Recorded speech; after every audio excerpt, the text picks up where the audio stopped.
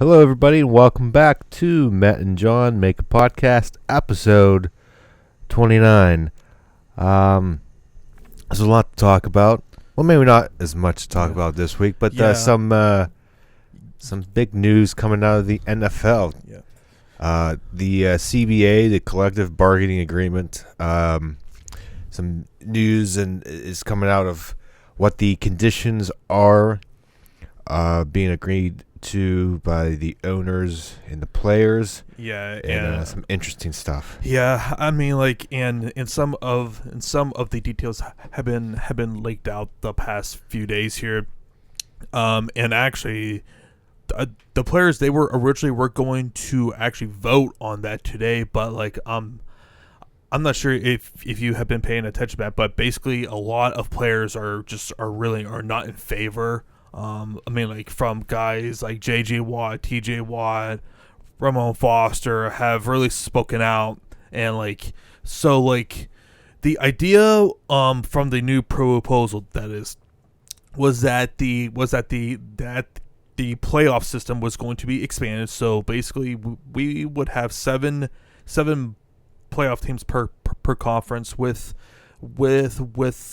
one team getting a first round bye. So basically, instead of like 2 games per conference on the wild card weekend, we would get 3 instead, and also that the regular season would not be a 17 game regular season, and they would slash a preseason game, which I mean, the first thing that popped into my head is, boy, they better be getting a lot of that revenue. And supposedly that they were only offering the players, I think, like 48% of the total revenue. And Matt, like, my first thought was, I mean, if you are the players, like, you can't accept that. Like, I mean, for an additional game, like they had better begin at least half, if not probably more of the actual revenue that the NFL has coming in, especially with the new TV deal with Fox, which I believe that, I'm not sure if that kicked in last season or this season, but I mean, like, with the NFL, it's such a dangerous game. It's such a like short time to make as much money as possible. Hell, like, you know, you are seeing more and more guys retiring sooner, just because of it being so dangerous. So for them to even really think about this, I think was an indication and why they decided to. Well, the ultimate decision came down today to actually not vote on the CBA, and I believe that they have more meetings scheduled, I believe, on Tuesday. But supposedly the NFL is like threatening to like basically give them a like worse deal if they don't accept the current one, which that just sounds to be like a complete and utter freaking mess, you know. Things out of this I like. One last preseason game. Absolutely. Which makes sense.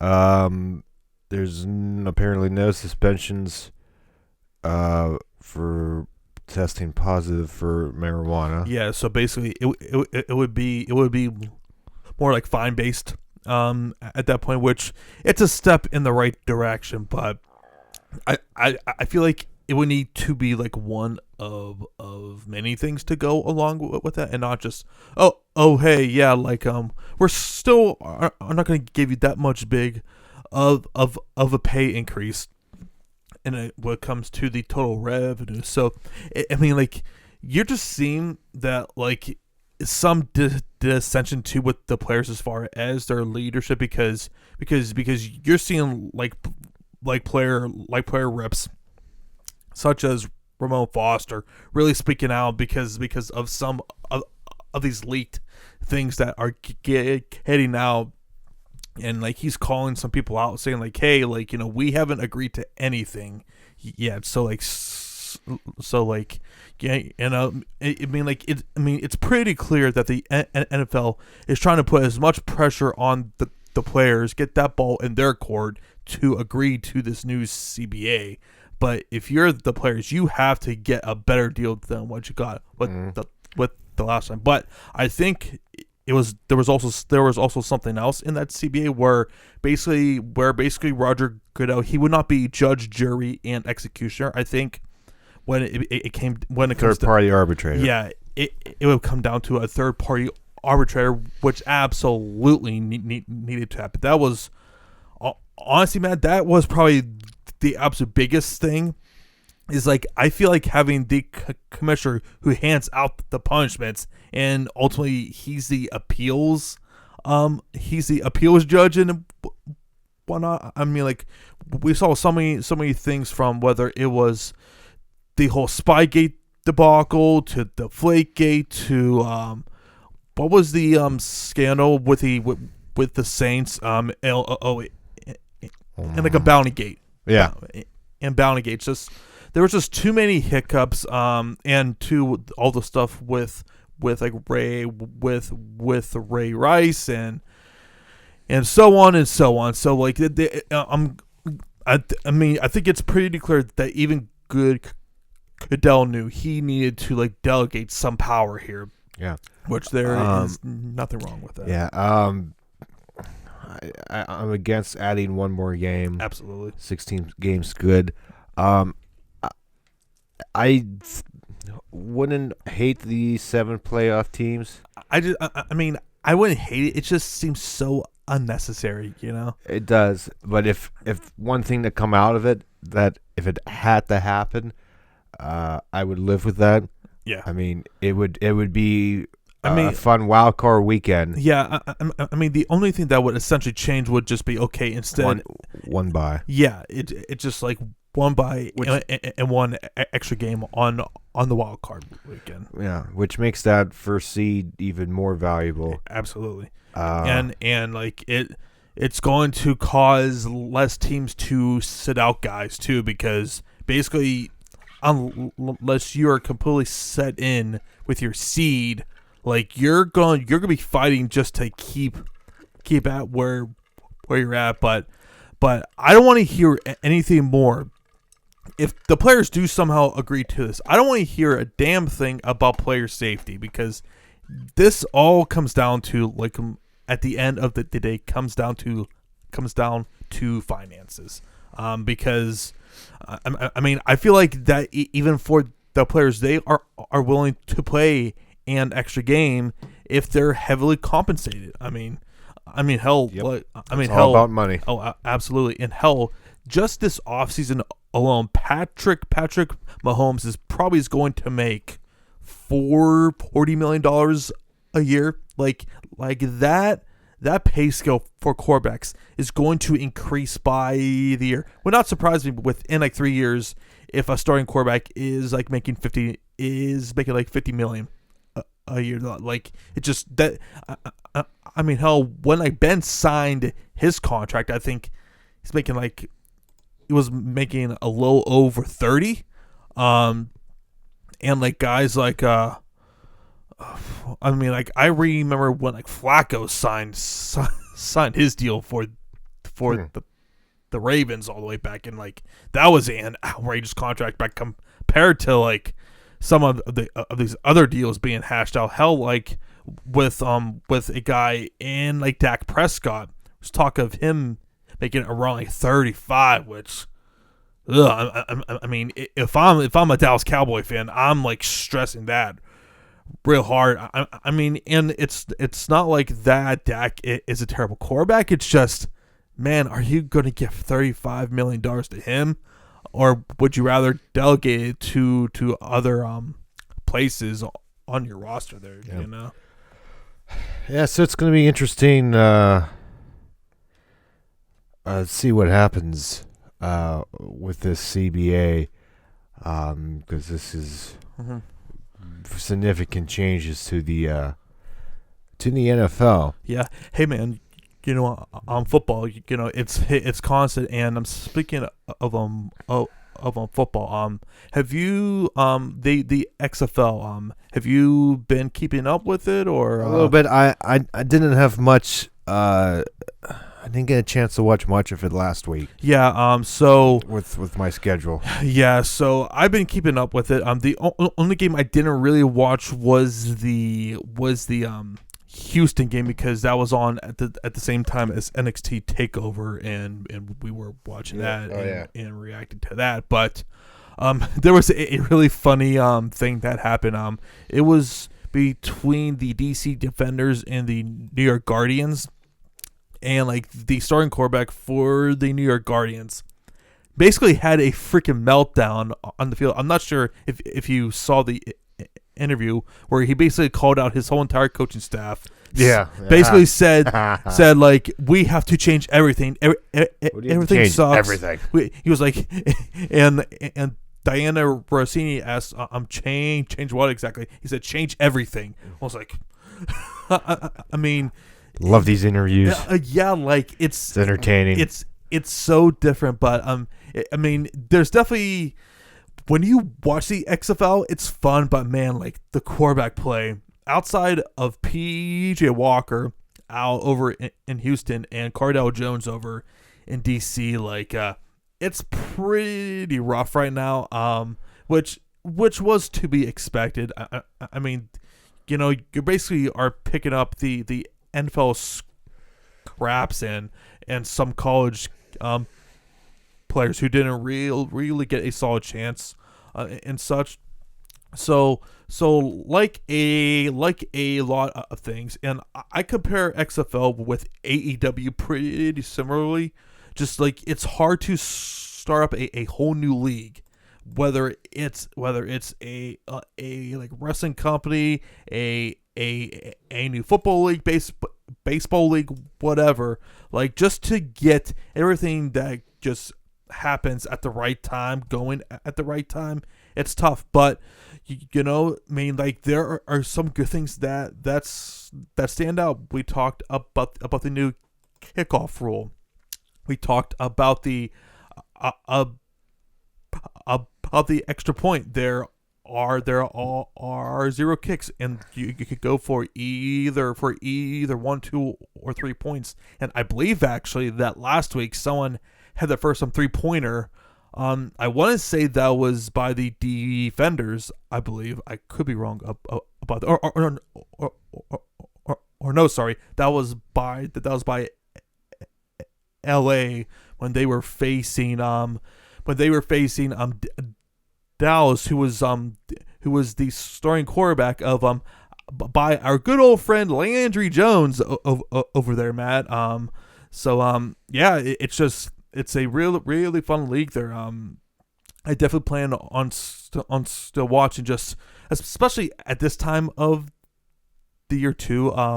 It's not too much going on, and like for me, it's wrestling, fighting, and essentially hockey right now. And like, honestly, wrestling has really dominated a lot of like my time now, especially with you and me doing this podcast. Just like, I'm just trying to be a lot more thorough, and just like, you know, looking for certain things that we can kind of bring up when we talk here every single week. So yeah, I'm not exactly sure where I got off on like that rant, but Matt and while we're kind of talking about that, Matt and I were kind of like talking about the actual format of the podcast. And like, he did kind of bring up a good point, and I don't like how like sometimes we do get like formulaic, just because a lot of the stuff that we talk about is like wrestling and sports, and we try and find some other things, like we get into whether it's like a Marvel, Star Wars. We are really big Star Wars fans, especially with the recent trilogy that came out a few years ago, which it was a very pulverizing thing, to say the least. So polarizing. Yeah, but But as far as wrestling this week, Matt, like, have you have you watched everything, or were you able to? With No, your this job? is. I watched highlights. Highlights. Okay. Highlights. Okay. Well, like, we'll just go over some of the important highlights instead of going, like, segment Yeah. segment by segment. What was the one thing out of, like, Dynamite that, like, absolutely just said, "Wow, that was awesome." I feel like it's the obvious. So I watched since this week has just been freaking busy for me, and time I get home from what I'm doing, I have no desire to sit and watch an hour and a half. Like, I'm like dead. Oh yeah. So once what I have to do is done, and I'm back to being free at last. Back to being free. This would work out much better. I actually would have time, and we could probably do reaction shows again, live shows, and I can watch both at the same time. But anyways, AEW really doesn't have good highlights on their YouTube channel. Yeah. It's more dark and other stuff. So there's the top 5 thing. They do top 5. And so the obvious this week is the steel cage match and the moonsault. Yeah, like, and supposedly, it just came out today that supposedly Cody has been working through a, like, fractured toe or something. Or he did it when he got it at the. Yeah. So basically, he's been working through that, but I mean, that's steel cage match. I tell you one thing. Damn, it's on now. I'm sorry. Wardlow, he definitely has something to him. I still think he is a little bit green still, but man, he is an athletic freak though. That swanton that he did was yes, I think I saw effortless. That looked effortless. There was from what I saw, again, like the quick thing from what I saw, he wasn't bad. No. But then again, they could have been highlighting the big thing, the best parts. But so the match itself, it was pretty solid. Nothing too spectacular, but they booked him, I feel, pretty strong. And there were some people out there who were shocked that he actually lost. I was like, guys, no, who? Exactly. Names, I need names. I was like, what did you think was going to happen? This, like, Wardlow is involved with MJF. MJF is feuding with Cody Rhodes. Like, the whole stipulation of this storyline was Cody had to beat Wardlow to get a match against MJF at the pay-per-view. And some people were even saying he was somewhat buried. I'm like, he kicks out of the crossroads, and it takes a 20-foot moonsault from the steel cage to get him pinned. Excuse me if I'm, like, saying, what the hell are you people freaking talking about? Buried. But another thing, a few other things, I'm not sure if you have been paying attention, Matt.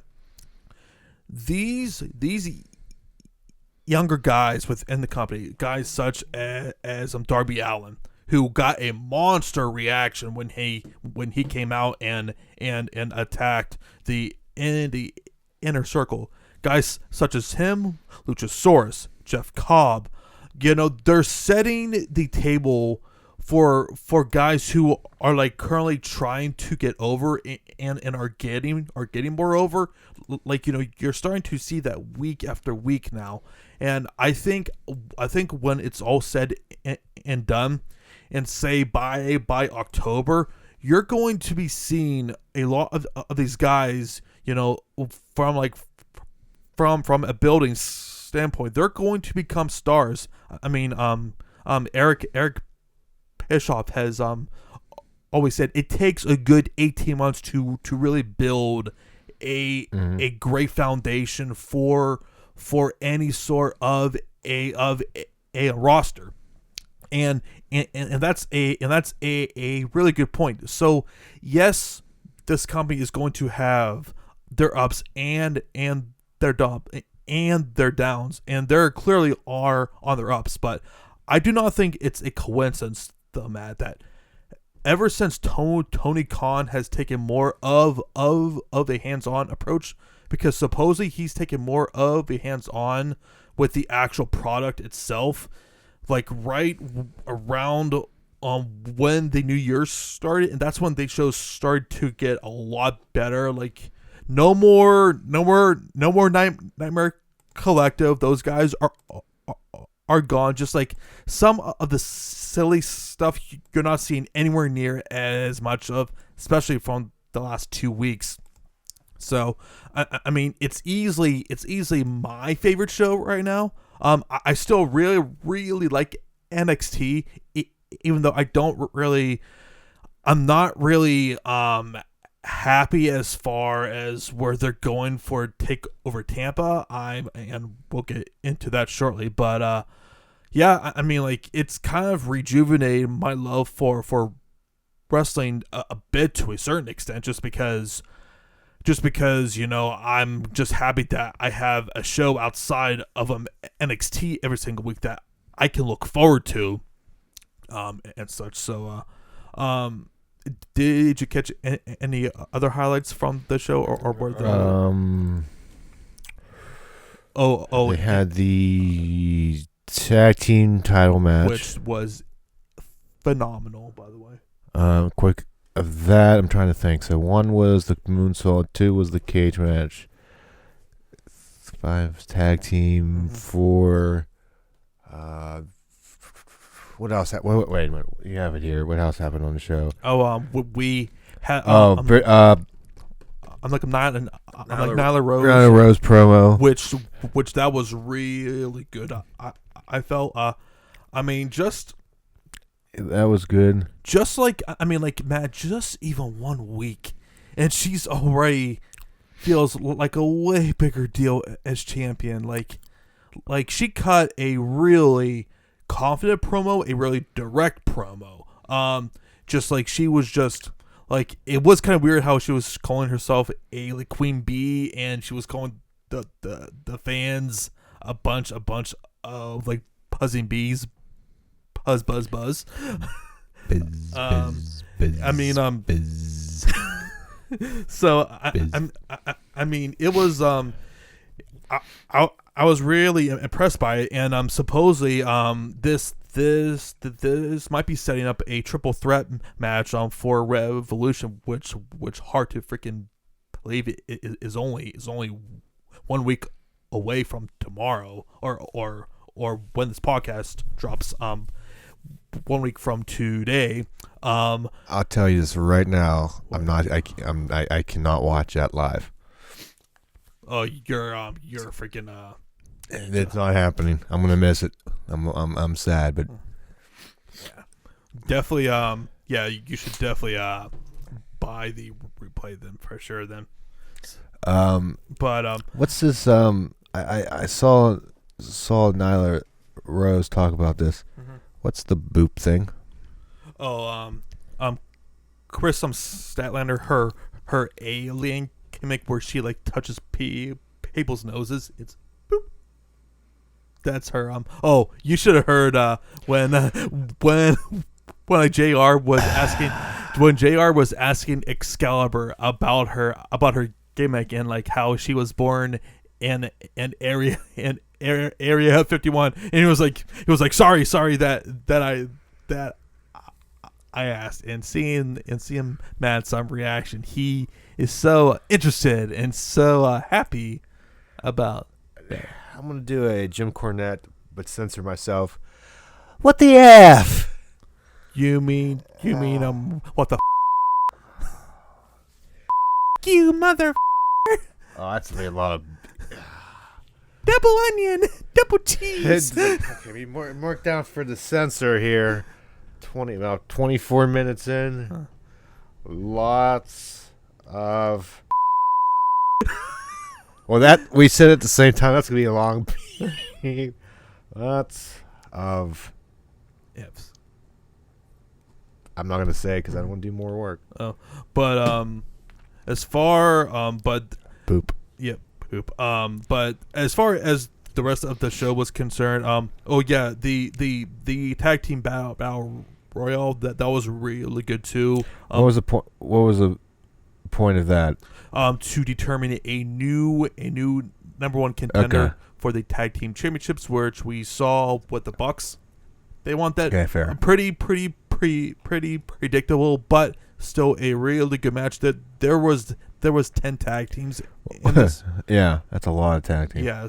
So and unlike what WWE does with their tag team battle royales, I like that if one member of your team is eliminated, the whole team is not eliminated. That was the one thing I was so happy about this match, that they did not adopt the WWE style there, which I know set off a lot of fans who really hated that. But so I mean there was nowhere else to go for deciding a winner here, because the only story that currently that Kenny and Hangman have with any one of these tag teams are the Bucks. And what I found interesting, when Kenny and Hangman won their tag titles against the Lucha Brothers, you saw a little dissension with Kenny and with the Bucks there, because typically he's been like friendly and such, but like when the Bucks came down and tried to help him out when he was selling from his match, Kenny kind of shrugged his shoulder, and of course like Hangman leaves and grabs a like beer, which that is still gets funnier every single week. Please tell me at least that the team of Hybrid 2 was the first to be eliminated. They weren't, but bastards. But they didn't last too long though. Which okay, I can live with it. But I can live with it. But Luchasaurus and like Jungle Boy, they were really over in this match. They continue to like just get more and more momentum. They keep on teasing the exalted one of the Dark Order. Matt Hardy was like really trolling during this whole thing, which was pretty. At this point, funny. It better be something good. It's like I told you, Matt. If it's not Matt Hardy, this group is dead. So that would have to mean they were talking to him where he's under contract with WWE to have that. Or are they just doing that the hope that it's him? Because it looks like they're just letting that go. Yeah. Or I mean, well, like he probably never had any official talks with them, but someone probably said, hey, whenever your contract's up, we're interested.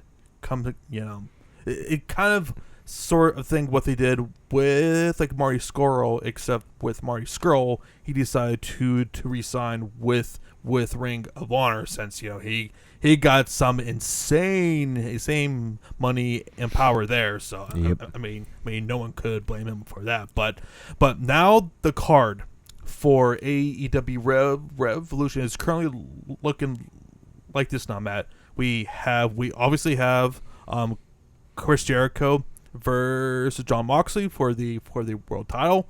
We have obviously MJF versus Cody.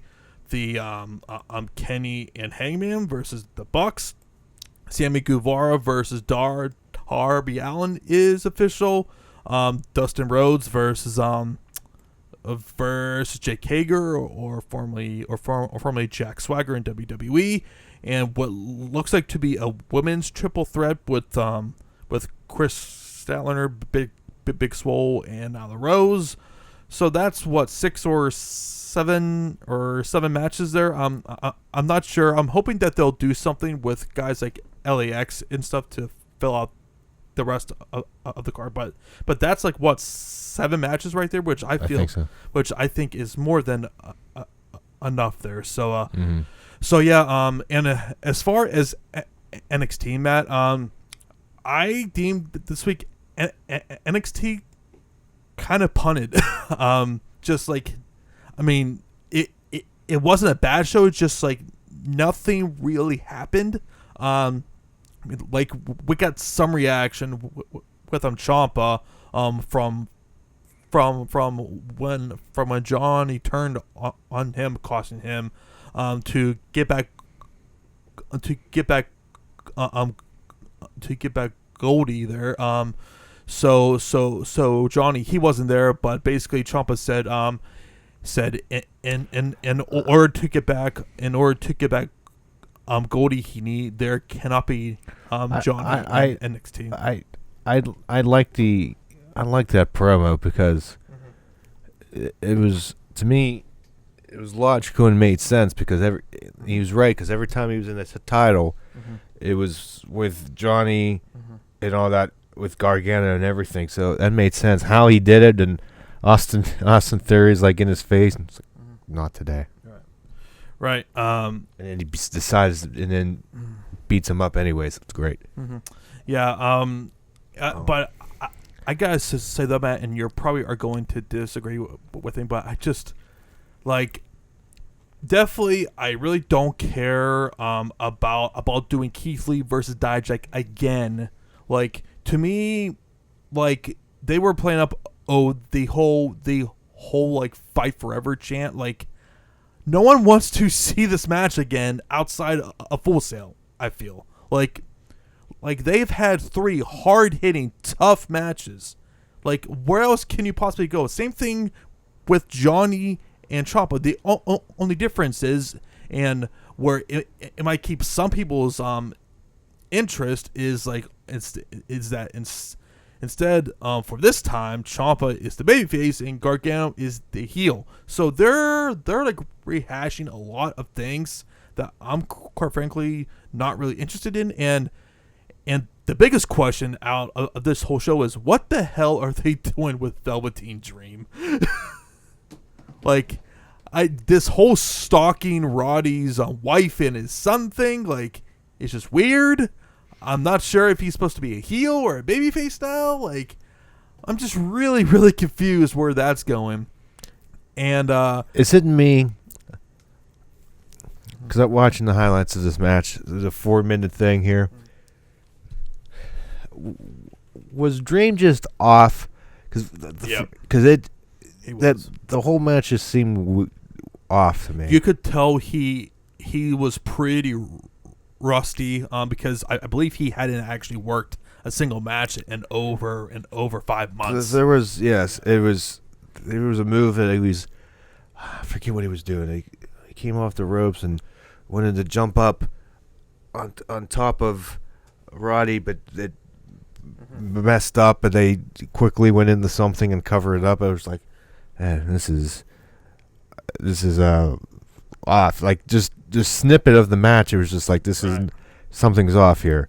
I like during the Caden Carter Chelsea Green match, Bianca comes in, goes, I'm gonna let you finish, but Charlotte, I'm gonna beat your ass, and then left. I like that. I will say this though, to me, okay. And you're probably and you might disagree with me, but I think that actually Bianca would be a better challenger for Charlotte than for Rhea Ripley right now. I just feel with like Bianca, she is like more. I think she's more ready for that spotlight right now. Because and that's not taking anything away from like Rhea, but we also forget too, she just had been on the main NXT brand for what, 6 months maybe, because she essentially got that call when NXT went when they went on USA, which I believe was in late September. So she's still, I feel, is not really ready for that spot whereas with Bianca, I mean, like, just with her presence, her charisma, and her athleticism, is like I compared her to a female version of like Ricochet, to a certain extent. It's just I really liked her promo and calling out Charlotte there, and I'm honestly hoping that she beats Charlotte, because then I think that would probably give her a case to get a spot in that match on WrestleMania there, you know. Yeah, I don't want her. I'm not disagreeing that she is ready, but they're pushing Rhea. Rhea has the has the strap, and she's that face of that division right now. Yep. So I in no other better way to put Rhea over than to get a win against Charlotte, who's been pushed and is a star of one of the main stars on the quote-unquote main roster. And of course, this wouldn't be a freaking issue if WWE would not succumb to Charlotte's ego and have to have her win the freaking Rumble instead of Shayna Baszler, who is now a part of the most predictable Elimination Chamber match I can recall in a very long time. Because Matt, if you look at those Chamber participants, we got Shayna Baszler, Sarah Logan, Liv Morgan, Ruby Riott, and Natalya. And isn't Asuka in the two? Yes.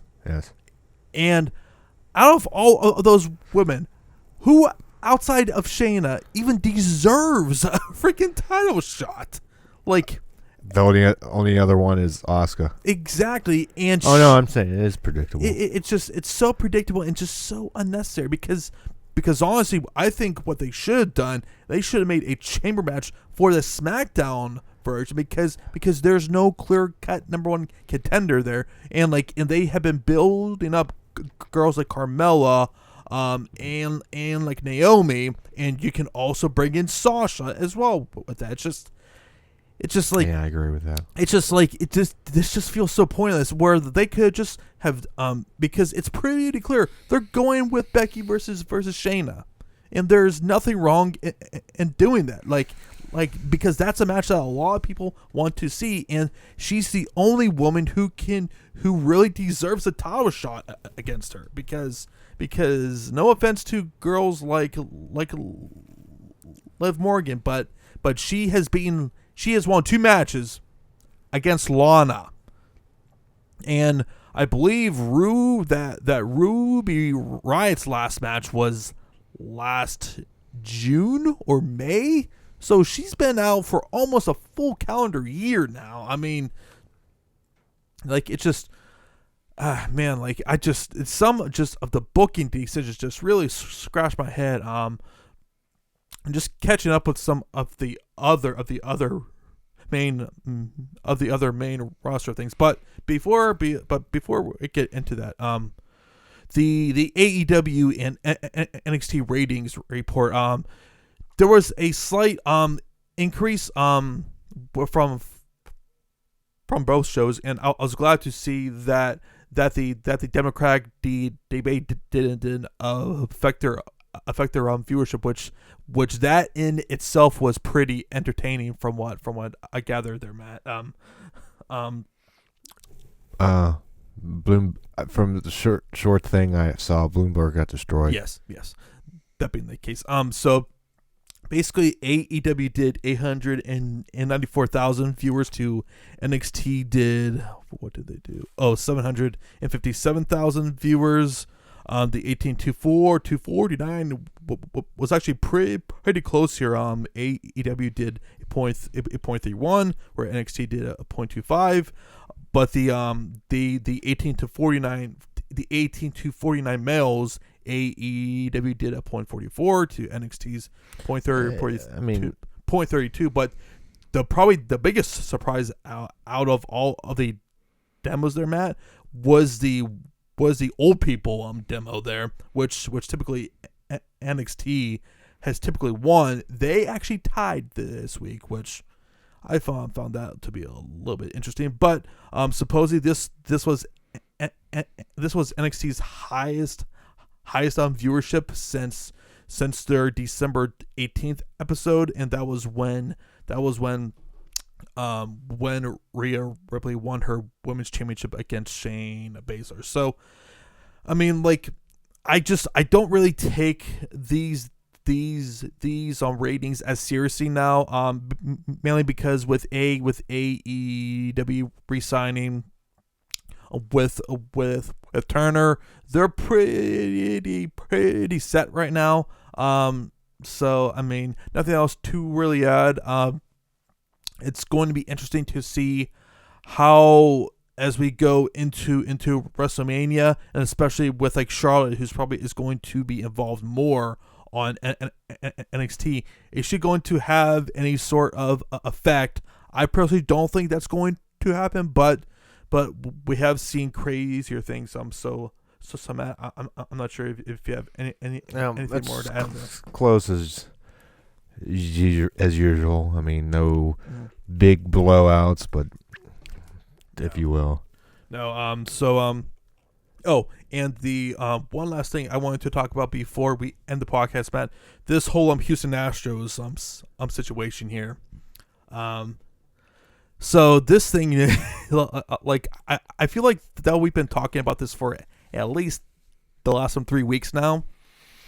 Like whether it's like you hear athletes such as LeBron James coming out and criticizing the commissioner, when you have Mike Trout is saying stuff, you know the situation is bad because Matt, you never hear a thing out of Mike Trout. Just how badly that Major League Baseball has just completely butchered this whole thing, and like I get it, they wanted to get to the absolute bottom of this, and they had to do some things to get this thing straightened out. But I mean, like, I was initially against this, but I don't think that you have a choice. I think that Major League Baseball is going to have to strip the Houston Astros of their 2017 World Series title. Even though, I mean, like, when the NCAA does it, it feels really stupid, but this really does feel that it's kind of warranted, don't you think? Or do you think that it's complete BS? I would be surprised if it actually happens, because that's a big thing. But just based on the reaction from not just from the fans, but from the players, because even during the whole steroid era, you never saw other players criticizing other players like this. Right. Like whether it's Cody Bellinger, whether it's Aaron Judge. Because probably everybody was doing something. Oh, yeah.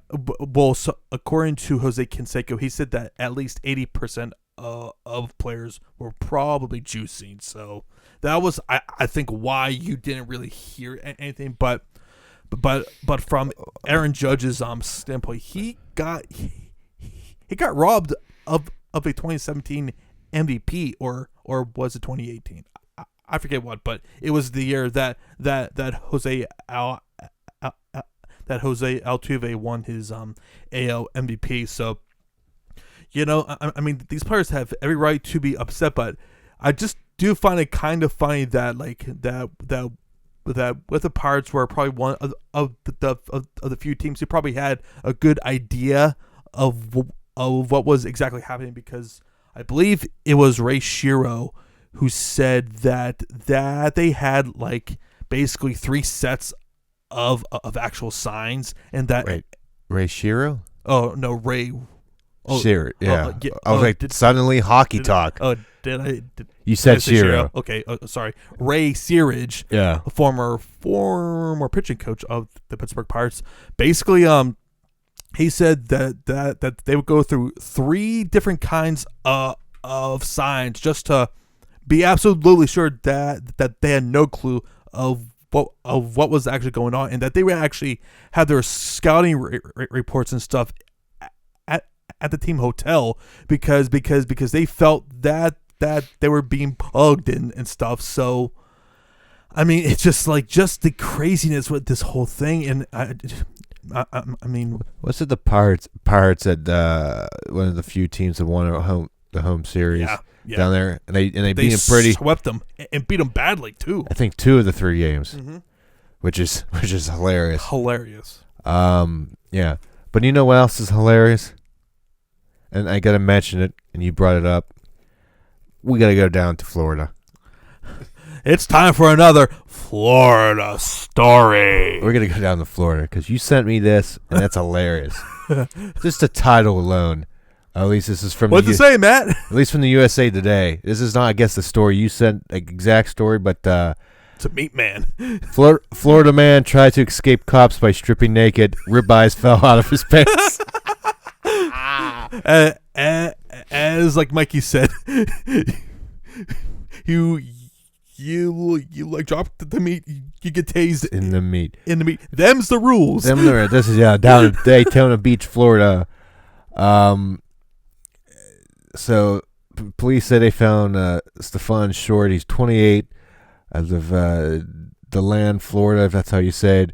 He was running out of the store naked, and when he refused to stop, he got tased. This was, I guess, last Friday, because this was published on the 18th.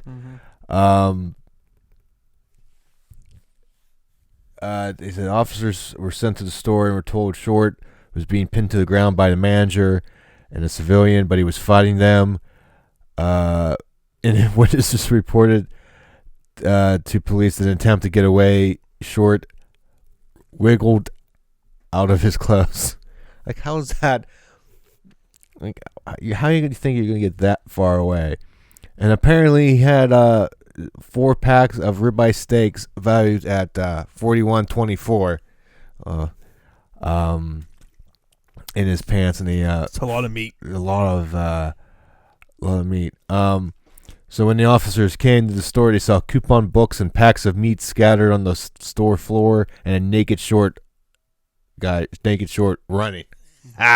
What a scene. I like this line. The store manager reported that Short was a regular shoplifter at the store, and that when other shoppers reported they saw him stuffing meat in his pants, and then manager stopped him. And then he was taken to the hospital because it was discovered that a taser prong struck him in the genitals. Them's the rules. Them's the rules. Before we close the podcast, I have another thing too. I just saw, okay. But go do your thing. Have you caught up on the ruthless aggression? Doc?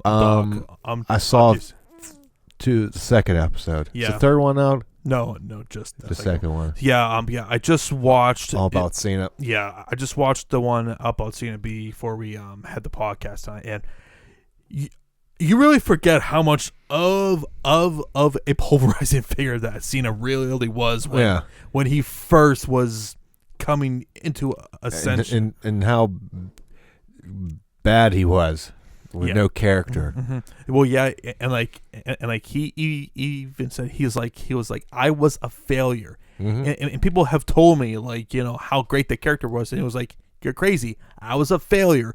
Anyone who tells you, they're lying. I failed. And it was rough early on. He was essentially a few weeks away from being cut because a month or two. Right. He said that when he went on the European tour, that basically he was told, hey, by Christmas you probably are getting cut, and that's it. So basically, what happened was he just started having a freestyle. Wasn't it? It was the back of the bus or plane. I think it was the bus. Yep. That Rikishi, a couple people were rapping something. Yeah, and Rey Mysterio and stuff. And he joined in, and he was just freestyling. And then Stephanie was in front of the bus and said she was impressed that he remembered all that. And he said, that was off the top of my head. And she goes, she was impressed. He goes, "You want to do that on TV?" He was like, Yeah, absolutely. sure. So that Halloween episode, I remember that he dressed up as Vanilla Ice. Oh yeah, that just like that, and start rapping. That changed his whole career because then, and like Kurt Angle said this, like he saw a guy passing him by, and like he couldn't do a thing about it. Just like his rise was so quick because he went from just a guy to the face of the company within the span rapper. Within in the span of Like 2 years, 2 or 3 years, like because from once he got that gimmick, Right. because he got the gimmick, he beat Big Show at 20, Mhm. WrestleMania 20. Yep, and then he beat He beat JBL the next year. JBL, and then Triple H at WrestleMania 22, and then Shawn Michaels at WrestleMania 23, which it's been a very pulverizing figure. It just blows my mind thinking of it now. That okay, that's 3 years. How so much happened with him in 3 years, Right. just from 20 to 23. And it was also interesting to hear him talk about how, just looking at the whole demographic of the audience, Yep, he went from the rap, he got rid of the rap, and just how that really just changed his reactions he was getting from being cheered, the rapper didn't just mix, because he had that divide between the ruthless Adult aggression males. fans, like in that era, to what we now call the PG era, and just those clashing fan bases, which was very interesting to see. And it's always, when you think about it, it only takes like one moment in somebody's career, something to make it work. And like you can also see from his attitude, from his demeanor, like he staged just how many guys backstage just like tried killing him, tried like everything possible. Like I really remember when like Big Show said like, yeah, you know, he had guys coming up to him, said like, "Show, do not take his finish. Like, do not put him over. It's gonna kill you. Do not put him over." And like Big Show's like, don't you see this? Like he's we need to freaking ride with this because dude, this was right when both Rock and also Austin, they were gone. Lesnar was going. He was going. They needed to find that next big time superstar that they could get behind, and there was no one else. Like it was Cena, and that's it. Like he carried the company for a very long time. So it's like a decade. Yeah. Imagine if they did cut him. Like what would have happened? Who would have been in that spot? No one, because Kurt.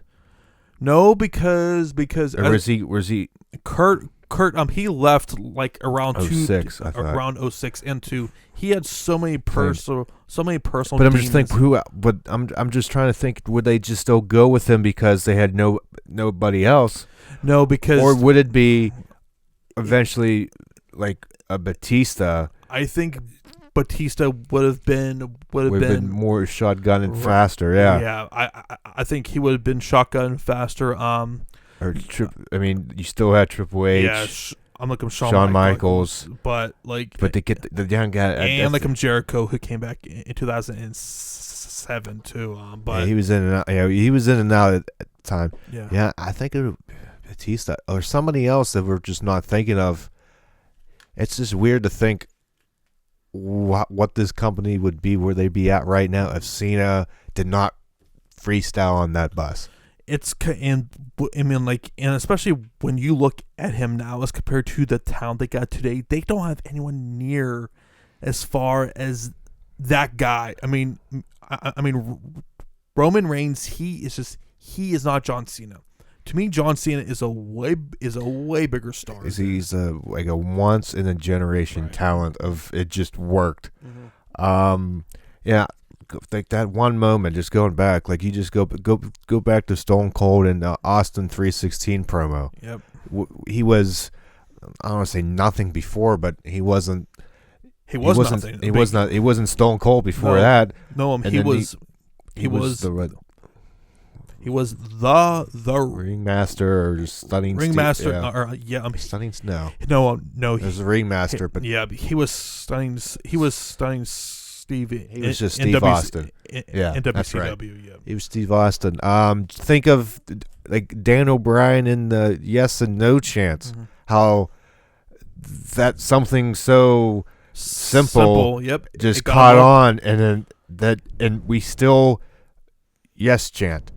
Not even in not even in WWE, just sports. Remember that whole thing? And he is still the biggest, most over baby face in the company right now, and it's not even close. That it's just like some people had that something that they have that's going to continue to keep them over, and he's that guy. It was the 18-second match or 11-second match with Sheamus. It pissed off the fans so much that it got him so insanely over because everyone wanted to see him to succeed. That was probably the worst thing to ever happen. Yep.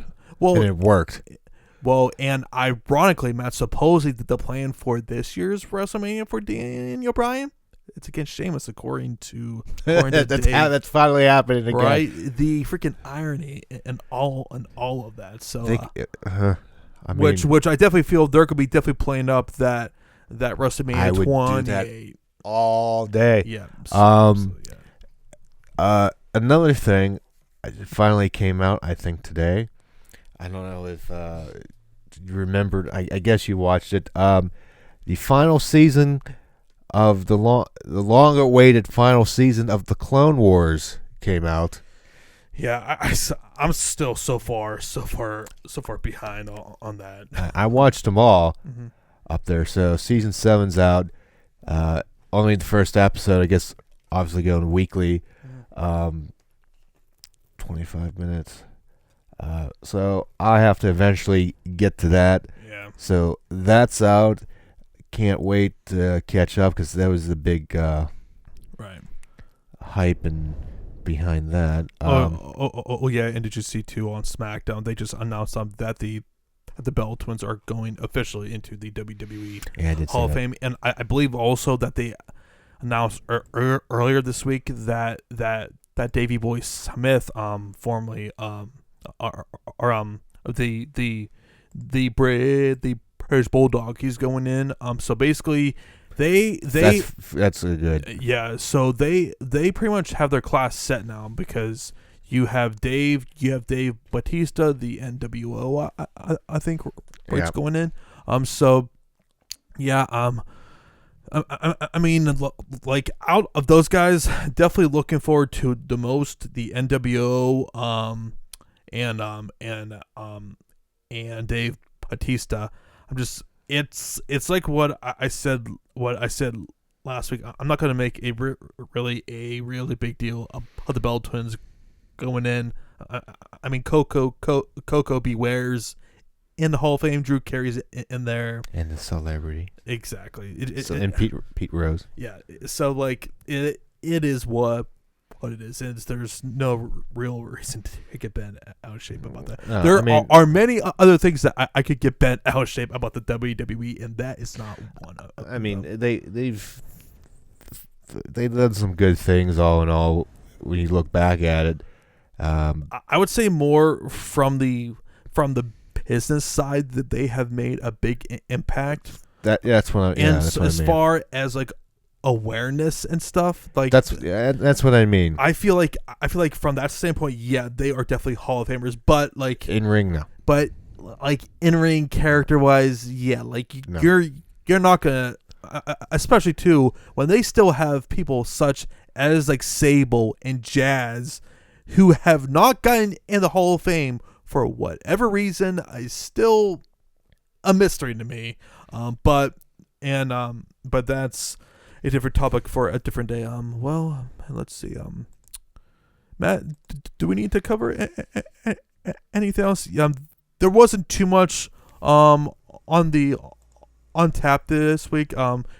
We are going to try and like for the future podcast, not trying to be as like scripted and formulaic, and trying to go shoot from the hip, and just as they say, shoot from the hip, or do what Joe Rogan does, just basically talk for like 3 hours, like a general outline, but mostly just BSing.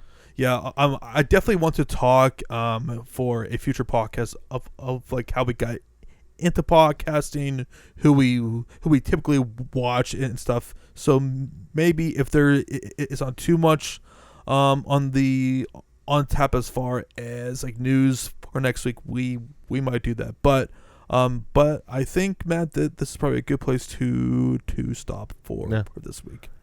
Yeah.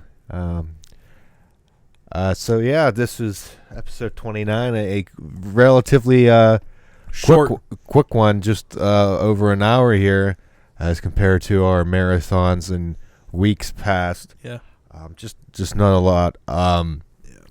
It's gonna be hectic these next 2 weeks for myself, with everything going on at work. So we'll see what happens there. But like always, like, comment, and subscribe. Ring the bell. Hit the bell for notifications. Again, like and comment, subscribe. Like, comment, and subscribe. Can't say it enough. So for John, this is Matt. Thanks for listening, and we'll see you next week.